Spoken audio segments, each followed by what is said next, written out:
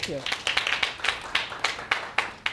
Hello, I am Jen Lancaster, and I'm going to give you guys a little bit of background on what the Tao of Martha is about and why I did it, and then I'm going to get into the reading. I had the worst year ever in 2011, not for any big reason, just for like 1,000 stupid little reasons. We moved to this house in the suburbs in a town called Lake Forest, and it's called Forest because no one's allowed to cut down the trees in the town because of Mr. T. 20 years ago, Mr. T lived in this town, and he cut down all of the old growth oak trees in his yard. And Lake Forest is a very snotty place. I live on not the good side, but it's a very snotty place. Think of like a New Canaan or like Westchester. What are the other? Yeah.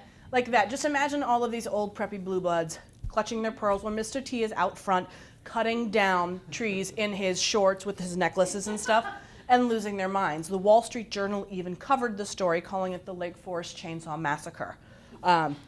Such was that's how disgruntled everyone was. The reason I mention this is because in 2011, because people can't cut down their own damn trees, we lost power about 6 times over the course of the summer. So my entire and everybody around us had generators except for us. So I spent my entire summer buying new jars of mayonnaise when the old ones went bad. So it was just a bad year. And by the time the year was over, I didn't even want to celebrate Christmas. I didn't want any part of it. I wanted 2012 to start. So my husband said, we need to do something in 2012 that will make us happy, that will get us past this really stupid year. And the other thing was I had this, the best dog in the world, this pit bull who'd been fighting cancer for 3 years. And I knew that 2012, it was going to be over. I knew that our luck was going to run out. So I wanted to like bankroll happiness. I wanted to stockpile it. And I'm a very practical person. I'm not going to turn to Oprah to look for things to give me all the feels. I want practicality. So when I was looking for a way to do a happiness project, I thought, what makes me happy? It would make me happy if my house were clean and organized. It would make me happy if I could throw a party without wishing all my guests would leave immediately because I've been working for 3 days and now I just want to sit in a bathtub with a glass of wine and have it be quiet. So I turned to Martha Stewart, largely because every time something would go wrong in our house, something household-wise, my husband would invoke her name, such as, I wonder if Martha Stewart has to chase all of her asshole cats off the Thanksgiving buffet. The big one, the actual incident that started this whole thing was I lost a recipe and we were having a party and I needed to make this recipe, and 3 hours later we found it in our kitchen gun cabinet. And I bet Martha Stewart doesn't even have a kitchen gun cabinet. It's a teapot cabinet now, we did not build it. So anyway, I decided to spend a year of my life living by Martha Stewart's dictates, thus the Tao of Martha. Now, this chapter that I'm going to read to you is about Halloween, and I have to give you the background on my relationship with Halloween. I despised Halloween so much. I mean, it was fun in grade school, you know, trick-or-treating and picking up money for UNICEF and going in costumes, and then just being in college and, oh, I'm a slutty football player. But once I graduated and I started working a day job where people still celebrated Halloween, it bothered me. Don't talk to me about your mission statement, Batman. I can't take you seriously in your superhero costume. So Halloween started to bother me, especially one day when I went to deposit my paycheck on Halloween and the teller was in an ape suit.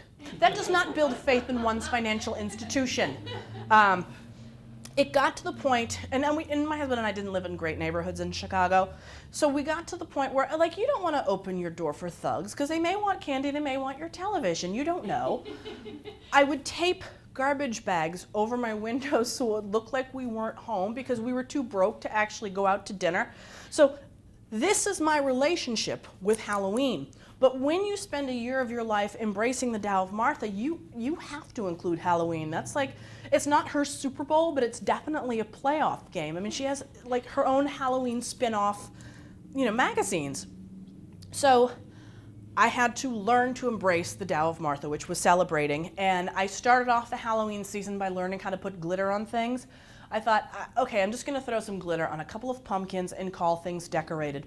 Like 4 hours later, I had glittered every surface in my house. I had like glitter Stockholm syndrome. It was the greatest thing to ever happen to me in my entire life. So I thought, I am going to do this Halloween up so big, You're not even going to believe it. So now I will get into the actual reading. Because I feel a real karmic debt for shuttering my home for the past decade, I'm going all out and I'm giving away full-size candy bars. I still remember who gave me the big bars almost 40 years ago, so I love the idea of being the house that kids recollect fondly when they're adults. Even though we did buy our house because it was set way back and it was sort of in the woods, and I thought, we're not going to get a lot of trick-or-treaters. That was, honest to God, a selling point of my house. Anyway, if full-size candy bars keep local kids from playing mailbox baseball at my house when they become teenagers, all the better. Such is my Halloween spirit that even my husband Fletch participates. He dons his Army surplus gear and straps on his ridiculously realistic airsoft BB guns with bonus ammo vest. He settles in at the dining room table with me to wait for the hordes of local youths hankering for 10 cc's of Twix bar stat. I'm ready. Let's rock this. Oh, and I was wearing this like 50s sock hop costume. Because here's the thing, when you're a plus size girl, there is not a lot of costumes available to you. You can be like a saucy pirate wench or like a saucy opera singer. So there weren't a lot of opportunities. And you can't wear pearls with either one of those. Okay, so 4:01, 1 minute into the official Lake Forest trick-or-treating hours, our bell rings. Showtime. Fletch answers the door while I dash to retrieve my tray full of booty. With my back turned, I hear the mailman gasp when Fletch's body armor / arsenal pretty much scares the pants off of him. I think our mailman drinks, by the way, that's an aside. Judging from the mailman's reaction, I guess he doesn't usually deliver certified letters to the fully armed. Clearly, he has never delivered mail in our old neighborhood. Fletch then compliments the postman on his realistic costume, and the guy doesn't even laugh a little bit. No candy for you, pal. While we wait for business, I anxiously rearrange my enormous silver candy platter. Why the hell do I feel nervous? I used to get tense when I was trying to dodge the trick-or-treaters, so afraid that they would catch me unprepared. But today, I could not be more ready for them today. The house is super festive, the treats are ridiculous, and we are both in costume with bonus positive attitudes. Fletch is particularly compliant because he's secretly proud that his ensemble scared our feckless mailman. He had me take a bunch of pictures of him in his costume, and then he posted them on Facebook, adding a caption on how he was dressed as an Army Special Forces guy, not a Navy SEAL. He wrote that you could tell that he was a Green Beret because his hands were in his pockets. I said that this would make no sense to 99% of the world, particularly since he wasn't wearing a beret, but he promised me that his enlightened followers on Facebook would find that absolutely hysterical. Yeah, I'm gonna have to take his word on that. A week later, we see my friend Stacy for my birthday, and she compliments Fletch on the authenticity with the whole esoteric hands pocket things, and he positively beams because he has no idea that she's messing with him. Anyway, I don't understand why I'm anxious because I've executed an outstanding version of a Martha Stewart living Halloween. This day has Martha's stamp of approval all over it. I really put in the effort to make everything special and elegant. Given that my last go-around at a Martha-type event on the 4th of July turned into a redneck white trash hee-haw hoedown, never order your decorations on Amazon, just FYI. But I raised the bar here exponentially. As I take in my surroundings, I'm confident in my creation and I wouldn't change a thing. And yet I'm jittery still all the same. My commitment to Halloween planning has given me a real sense of satisfaction and the kind of peace of mind I've been hoping to gain ever since I started this project in January. Once I came to terms with my initial misgivings and threw myself into the process, I have had the best time. In fact, when I was glittering my gourds last Saturday, I couldn't stop saying, "This is so fun, I can't believe how much I love this." Oh, just FYI, the book's subtitle, Why I'm Never Ever Getting All That Glitter Off the Dog. Believe it. When I was decorating yesterday, I realized that I was singing to myself. Badly, of course, but that's not important. Breaking out into song is kind of my good mood barometer, and I haven't done that since we lost our dog Maisie, and this for me is so significant. A month ago, I honestly worried that I would never feel joy again. I couldn't go through a day without crying, but here I am, moving on and letting happiness in without feeling guilty for it. While I wait, I merchandise the big bars in attractive rows and I group the treat bags together.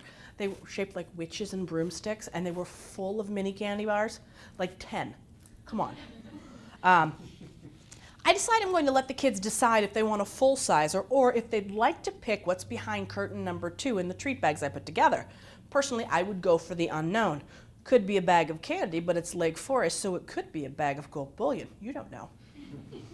As I survey the bounty, I hope I made the right choices. From what I understand, children need to be hermetically sealed in a bubble until the age of 18, so I'm concerned that the chocolate bars may be an issue. My friend recently told me that in her kids' pre-K class, there were 4 peanut allergies, 1 strawberry allergy, 2 gluten-frees due to issues with wheat, 1 corn allergy, and 1 lactose intolerant child. This is out of 14 total students. Like, what do parents bring in for birthday treats? Strippers? Like, what do you do? Is it okay that some of these candy bars have nuts? I ask Fletch. What do you mean? All the best chocolate bars contain nuts. Everyone knows that. See, you got your Baby Ruths, your Snickers, your Paydays, plus Reese's Cups and Mars. Also, Butterfingers count because they use ground roast peanuts.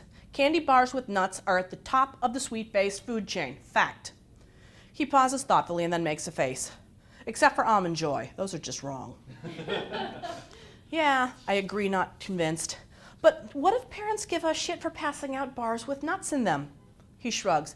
Then I suggest that they stop encouraging their children to take candy from strangers. He returns his attention to his Facebook page on his iPad, waiting for everyone to comment on his hilarious pocket jokes. I suspect he will be waiting for a while. Speaking of waiting, hello, it's 4:15 and we've seen no one. Not a Power Ranger has walked past this house, let alone come down the drive. 4:20 p.m.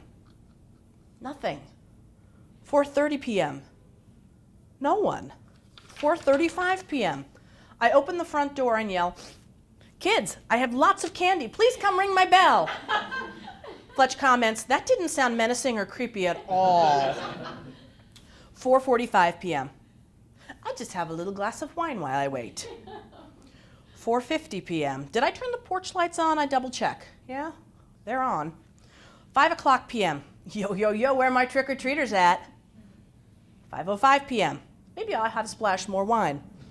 Possibly 2 splashes. 5:15 p.m. Yeah, you can top off my glass, Fletch. It's not like I'm busy giving anyone candy. 5:30 p.m. More wine. New bottle, more wine. 5:35 p.m. Spill my glass, prompting Fletch to exclaim, "Please don't lick wine off the furniture." 5:40 p.m. I tweet, "Come and get your damn Camphy before I am too drunk." 5:45 p.m. It's wine o'clock somewhere, but mostly here. 5:50 p.m. I tweet, "I am Linus in the GD pumpkin patch right now. Come get your stupid candy, you stupid kids. Og, I hate you." 6 p.m. Maybe all the neighbors have been busy with soccer practice and dinner, and they're just now getting to trick-or-treating, Fletch suggests. 6:05 p.m. Then I had better fill up before the onslaught. 6:10 p.m. Onslaught? Onslaught? Anyone? Onslaught? 6:15 p.m. How long does it take for them to remove their cleats and eat some chicken fingers? 6:20 p.m. Yeah, I'll have more wine, thank you.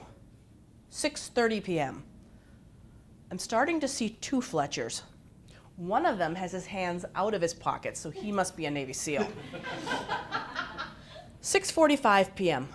What are we doing for dinner, Fletch asks. I respond by chucking a Milky Way at his head. He says nothing, instead opting to bring me more wine. 7 o'clock p.m. I open the door and shout, "I have full-size candy bars, you little assholes. Come and get them right now so you can have your magical Martha Stewart memories as an adult." Behind me, Fletch mumbles something about needing some pizza to sop up all my excess Halloween cheer.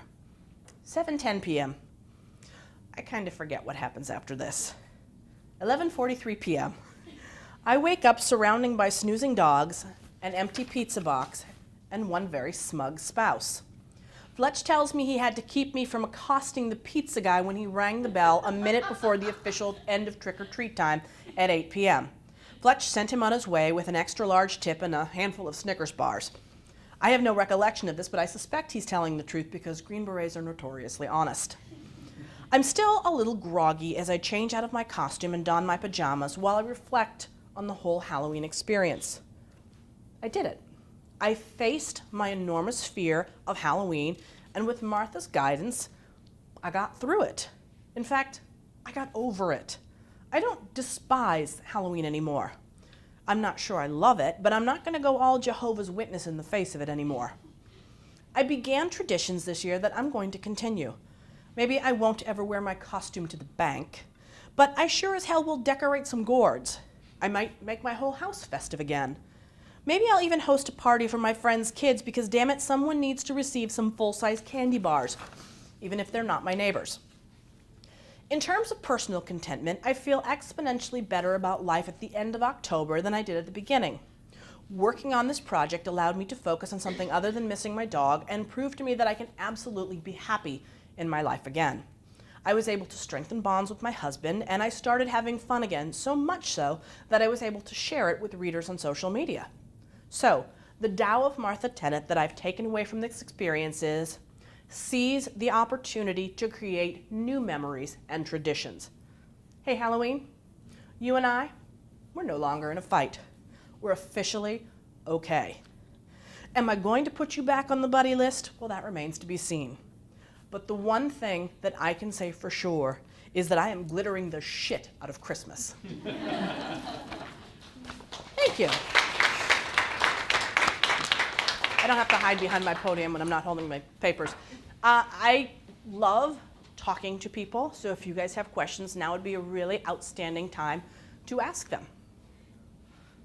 I won. Yes. What did Martha Stewart think of the book, or did she write to you about it? Or? Okay, here's the deal with Martha Stewart, and you guys already heard this story, so you just pretend to be happy. When I started working on this project, I started working on it in January. In April of that year, I got a call from my film agent saying, hey, how would you feel about doing a show with Martha Stewart? I would feel real good about that. I don't know what that would look like, but I would feel real good about that. So we sort of went back and forth with ideas because we were with the same agency.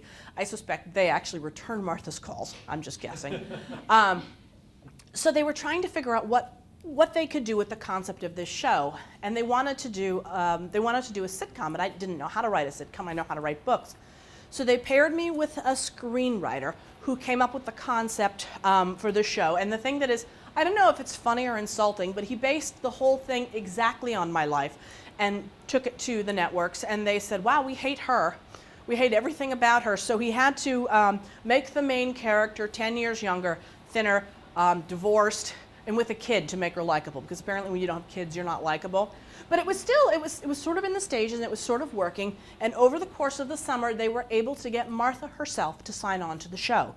So when it came time to go to the actual pitch meetings, Martha Stewart, the screenwriter, and Brian Grazer of Imagine Entertainment went to all the networks.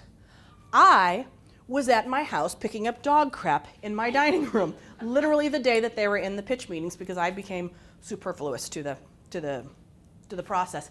And the show sold. NBC and Fox both wanted the show. The show ended up being sold to Fox. And this was all very cool and very excited. It ultimately didn't get made, but which is a shame, because Martha was going to be in the show, and she was going to say the line that I would have killed or died to hear. She was going to say that glitter is the STD of the crafting world. I mean, to hear her say that, like that's an iconic moment. So the show ended up not happening, but this whole time, like 6 months before the book came out, we were going to be on the Today Show together, and I was beside myself. Like, the Today Show came to my house and filmed my Cinco de Mayo party, and we were all set for it. It was going to be the greatest day of my life. And then, like the day before I was supposed to be on with her, I get this call, and they said, oh, Martha may not be there. What do you mean Martha's not going to be there? Because she's on the TiVo guide, because I preset my TiVo before I left. So then I thought, oh, I know what this is. This is like on Ellen, where she has the kid in the wheelchair who couldn't go to Disneyland with the rest of his church because the church's bus is not handicapped equipped. So Ellen gives him the mouse ears, and the kid's like, oh, this is so great, this is such a great day. But then she pulls back the curtains, and there is a minivan handicapped equipped for the kid in his church. This is what I thought the Today Show was going to do for me. because I love Martha, and they know that I love Martha because I said nothing but nice things about her. So I assumed that they were just going to tell me she wasn't there, and then they were going to surprise me. So the whole night before, because I didn't want to look really stupid on TV, I made like attractive surprise play faces. Because I didn't want that to happen. So the next day when I'm on TV with Savannah Guthrie, she's interviewing me, and I'm yeah, okay, whatever. I'm like not even listening to her because I'm watching the whole time, waiting for Martha to come in so I can be really surprised. Yeah, she did not come in. So you can see at the end of the interview when it's over, I'm just like you can see me just deflate. So yeah, Martha was on the next day with the chairman of Match.com because I suspect they wrote her a check. They wrote her the kind of check that I cannot write her. So I have never met her. And now it's like my Susan Lucci moment, like the not winning the Emmy thing. So now it's just funny, but now I'm kind of mad. Is she here? Because I'll forgive her. I totally will. I keep like sort of half expecting her to show up at my event tonight. And over the course of all this stuff with the TV show, I got her email address. It is all I could do not to subscribe her to like the Bird Watchers of the Month newsletter because I'm mad. Because this was a lovely book, and she was so behind the TV thing. But the book, she told someone that she thought it was charming. Well, that's great. Could you tell someone else anywhere, like on your show or something, or in your magazine? But no, so I'm not that happy with her. But I'm willing to forgive her if you guys have any, ins with her. Anyway, what else would you guys like to know? Or are you afraid that if you answer a question, it's going to be 10 minutes long again?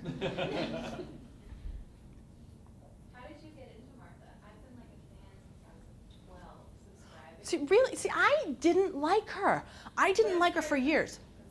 Oh, no, you should be afraid of her because I think that she can make you disappear. I mean, I really do. But I didn't like her. I thought she was smug, and I thought she made people feel bad about themselves. It wasn't until she went to prison and came back humbled. I mean, she rose to the occasion, and I respect that. I respect anybody who goes through something hard and comes out stronger than ever. Because she could have been released from prison and then just gone off and lived her life as a billionaire very quietly. But she came back and was like, oh, I'm sorry, did you think I wasn't still Martha Stewart? Because I am. I love that. And in prison, she made friends. She made ponchos. She learned to make microwave dinners. I thought that was outstanding. And then she made fun of herself. And oh my God, if you want to make me fall in love with you, then have some self-awareness. And she did. And it was when I made her buttercream cupcake frosting recipe the first time, I thought, oh, I think she knows something. And my life has been exponentially better for living by her dictates. The one thing that I did over the course of this project, I wanted to do something that she hadn't done, or I wanted to take one of her ideas and turn it into something that was strictly my own. And this was around the time of Hurricane Sandy. So I thought, what I'm going to do is learn how to prepare for a disaster. And over the course of the book, I accidentally became one of those preppers with like a basement full of food. Like to the point where my prepping made me forget about Thanksgiving coming up. And that's when my husband said, you have to stop this. Because I was asking him questions like, what's our water filtration process going to look like? Like where are we going to get sources of fresh water? Should we have carp to put in the pool if the balloon goes up? He's like, you have to stop this. You're scaring me. So that was an unfortunate side effect. But otherwise, the book went really well. And I gave all of the food to a food bank when I heard that all these people lost their SNAP benefits, and that worked out better. Anything else? I have a question. Yes. What was your favorite Martha memory? Like, what was your favorite thing to do in the whole book? I'm trying to think of what my favorite thing was. Well, I'll tell you what my least favorite thing was. I thought that I would really be a good gardener. Because that was always something that sort of interested me, and I always lived in the city, and I always had container gardens. You have your pot, you put your dirt in, it's great. But we had this house, and I thought, I'm going to garden this house. Here's the thing about the dirt that is in the ground. It is hard, it is damp, it is full of bugs, and full of clay, and full of roots, and it sucks. I was trying to plant pansies in my front yard, and I sat on a fire anthill. And I was wearing, it was like 1,000 degrees. I was wearing a bathing suit and track pants, and I threw my pants off in front of the house, and cars were running over it, and I was running around like crying. I'm not a fan of gardening now. I really thought that I would do well with that, but I did not. I loved Halloween. Christmas was great. This was the greatest thing in the entire universe. My Christmas presents that year, because ultimately I still had to be me. So I had this ribbon custom made from a place that Martha Stewart recommended, and on it it said, "Ho, ho, ho, motherfucker." Come on, would you not love to get a Christmas present wrapped up like that? Like, oh, what a beautiful gift, you're so thoughtful. Like,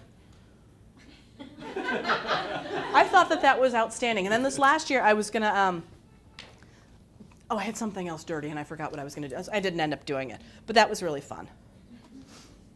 Yes? What was more exciting, the cost of being like Martha or the time it took? You know, I ended up, because of living like Martha, I ended up saving both, because my husband and I are big people who, even though neither one of us actually has a day job, it's 6:30 and there's no plans for dinner, so we were ordering from Grubhub like every single night. But in living by Martha, I actually was better at planning things, so we had food that we made ourselves that was better than what we could order, and it ended up being less expensive, and it actually helped us plan our time. And I became much better at throwing parties and not hating everyone who was in my house that I just wanted to leave. Like every time that like, oh, I'm having red wine, but I'm gonna switch to a cocktail, wishing them dead because they dirtied a second glass, you know? Did you ever have a successful Halloween where actually kids came and you No. got to give them? Never? 2 years, no kids. Where did So, they go? I don't know. They don't come to my, I think it's like, I live on the west side of Lake Forest, but the east side is all rich kids, and they either have people go get their candy for them, or they don't care. I mean, because when I was a kid, like I got 50 cents a week for allowance. You can't buy much candy. That was like how I got my stores up for the year. Maybe these kids can just buy candy themselves. I don't know. It was like they were not into it. And then like this year, like 2012, they didn't come. 2013, they didn't come. This year, I'm not even turning the lights on. I don't care. You've had your chance. They had their chance. They're done. You know? Yes? So what was the last day of this year like? And then after that, what are the things that you maintained in your life even though the year of Martha was over? Well, we didn't have a New Year's party because I'm not a New Year's person. But the last year we ended up having the same holiday party that the book begins with, except I was able to do everything right and actually enjoy my friends' time. So now this is like a party between Christmas and New Year's is our big thing. And now that I've done it a few times and I've done it well, like this year we have a bunch of people that stayed at our house. I bought us all matching Christmas jammies. It was the greatest thing in the entire universe to see everybody at my house. It was like this like twisted Christmas morning, everyone in their matching polar bear pajamas. So now I'm really good at throwing parties, and I learned how to not make my 4th of July party really white trash. Because the first year, it was 105 degrees, and we have a pool, and the pool is heated, and because I don't want to spend the money to put in a hot tub, I like to leave the pool like 95 degrees, so it's nice when you sit in it. But I forgot to turn it off, so the air was 105 degrees, and the water was 105 degrees. So you jump in the water, and there was like no relief. It was just liquid hot. So, I mean, everybody was just terribly, terribly dehydrated.